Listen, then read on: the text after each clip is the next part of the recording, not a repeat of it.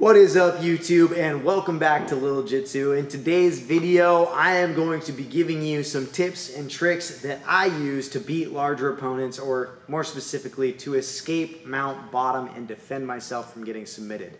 So I'm sure if you're smaller, you've had the experience of being on mount bottom and just having like literally nothing work for you. You can't escape, you can't defend, and the pressure is unbearable. You just get crushed and eventually submitted. So these are some of my tips and tricks. I have a couple of escapes that I usually go to against bigger opponents, and keep in mind, guys, any of these techniques will work against any size of opponent, but these are the techniques that I have found the most successful against opponents larger than me, or in times that I'm giving up a significant size difference, whether it's height or width or both, whatever. Okay, so hopefully you guys find it valuable. Don't forget, hit the like button, subscribe to the channel, and hit the bell notification as well to be notified of future videos. Please comment below what you thought was beneficial or what you took away from the video. Also, comment below any future positions or ideas that you would like me to cover in different videos. Let's get into it, guys. I'm gonna give you something that will definitely help your mount bottom game. All right, so for mount bottom, I've got a few different escapes that I use just generally, but also that work really well against larger opponents, especially taller opponents like Noah here. So the first one we're gonna talk about is my hip escape to single leg X. I get my frame on the inside, I'm framing on his hips, and the inside of his leg, I'm gonna bridge up at an angle towards the side that my body's already facing, and then I'll shrimp. So bridge, shrimp, and I use this space to bring my bottom knee in, and then this leg, or this arm can start reaching for the legs to go to single leg X right here. Now I've got space between my hips and my opponent's not able to push or use his weight against me.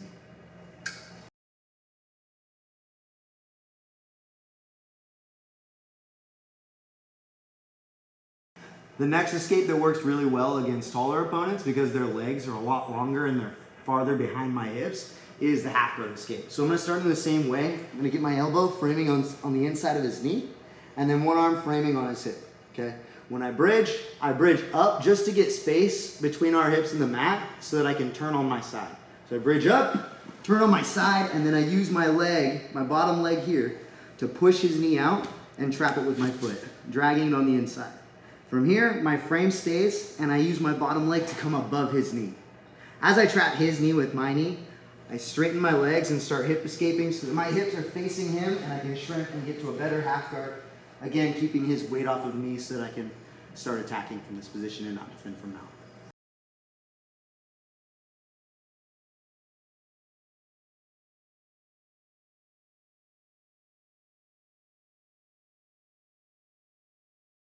So the third escape is the bridge and roll, and this is the most basic escape from mount bottom. And I'm sure you've experienced that when someone's much bigger on top of you, it's harder to bridge and roll them because their base and their weight is so strong.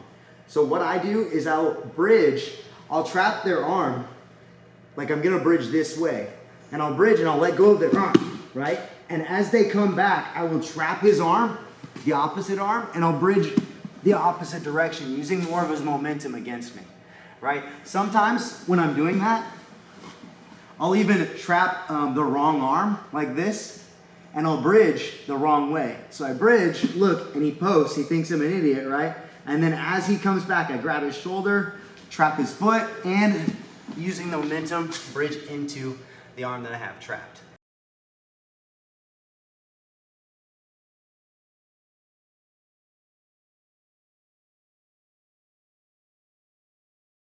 So now we'll go over a couple tips that I use to mainly just not get submitted from bottom and also defend better and work into my escapes. So if I'm on mount bottom and Noah is controlling the position and looking for attacks, whatever attack he looks for, whether it's a key lock, right? If he goes for a key lock, I'll do little small bridges and I'll push his arms. Every time I do a small bridge, it gives him a reason to base his hands out or fall over.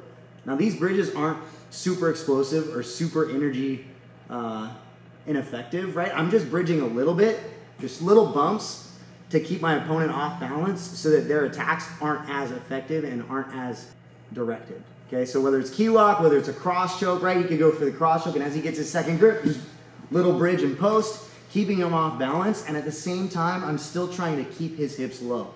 My second tip for mount bottom for smaller guys or against larger opponents is to keep your opponent's hips as close to your hips as possible. If they have super long legs, this makes it way easier to trap their legs to escape. And even if they don't have smaller legs, it makes my bridges more effective. All right, there you guys have it. Those are my tips and tricks for smaller people against larger opponents in mount bottom. Again, guys, these will work on any different body type, but I found these successful against larger opponents. Keep in mind, guys, mount bottom, it's a bad position. You ended up there, and it's gonna be hard to escape regardless of the size of your opponent. What you really need to think about is how you got your guard passed, what you're doing to get stuck in that position, and how you can better retain your guard or recover your guard when you do get passed. So think about those things, guys. Thanks for watching. With that being said, stay consistent, go train.